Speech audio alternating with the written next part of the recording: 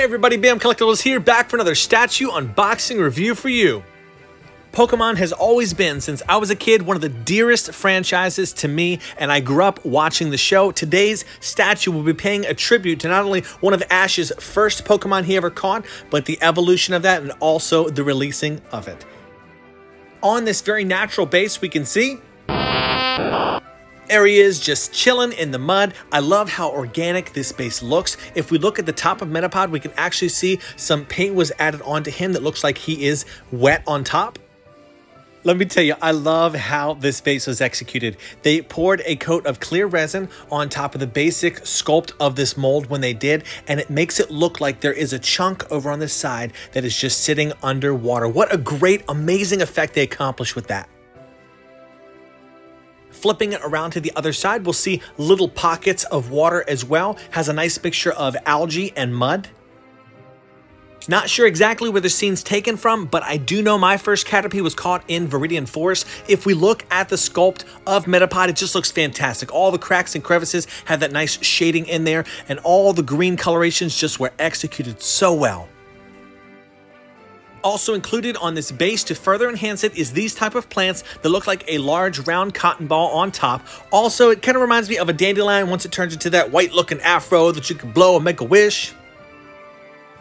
What is very interesting for the statue, and you can see it in the way that they added the paint details on this, is they went for a level of realism that is very different. Sometimes Pokemon are bright and bubbly and not really realistic looking, but cartoon type dioramas. And with this one, it just was a realistic looking diorama with Pokemon added on there.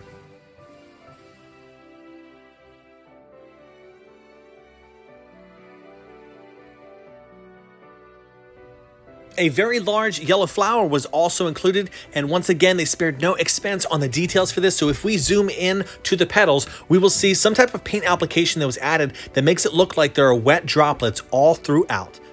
When I was a kid, one of my favorite colors was green, so it made sense adding none other than Caterpie in my roster as one of my first 6 Pokemon ever. Everything looks very clean on him, and I love how they went for a glossy effect over him because it does look like that slimy bug look, the same one that Misty was all skeeved out about and didn't want to get anywhere near him. I remember, man, Caterpie had them feelings and they were nothing but hurt.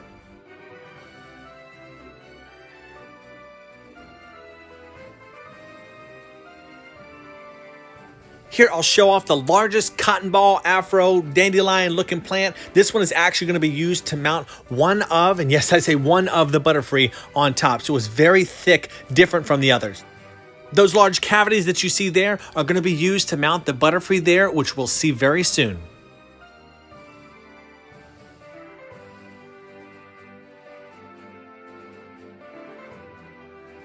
Episode 21 of Pokemon Indigo League featured none other than the pink Butterfree that totally stole the heart of Ash's Butterfree. The large square on front is what's going to be used to mount it to the cotton ball. The wings on her look very fantastic. It's got a pearlescent look to it, to where it has some opacity where you can see through it a little bit, but not too much.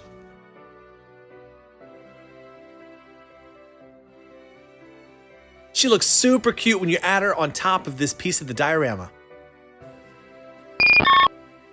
Here is Ash's Butterfree that we can see looking very confident and snazzy in that yellow scarf that Brock gave him. What was super impressive with this whole statue is the fact that there's no paint bleeds at all. You've seen up close and personal just how slick and perfect everything looks. The antennas are also made of PVC, so they have a little bit of flexibility to them to where they won't break if you tap them too hard.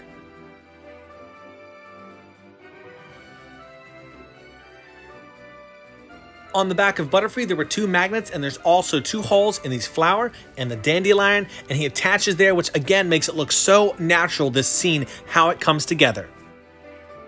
If this statue wasn't cute enough, it came with a baby male Butterfree.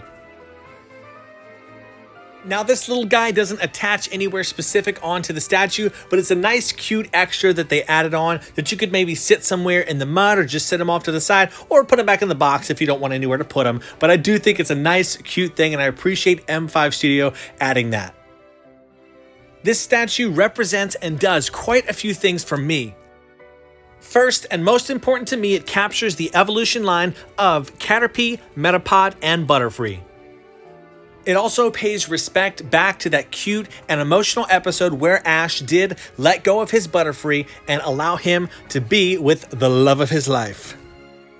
If you are in the market for awesome Pokemon resin statues, then head over to GAC Games Animation Collectibles to check out what they have in stock and on pre-order.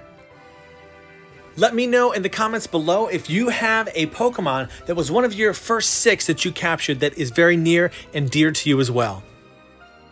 While this Pokemon statue is super chill, we have some epic, dynamic Pokemon statues coming in the near future. I hope if you did enjoy this, you had the chance to subscribe, and we'll see you in future videos. As always, everybody, do what you love and love what you do. Bam out.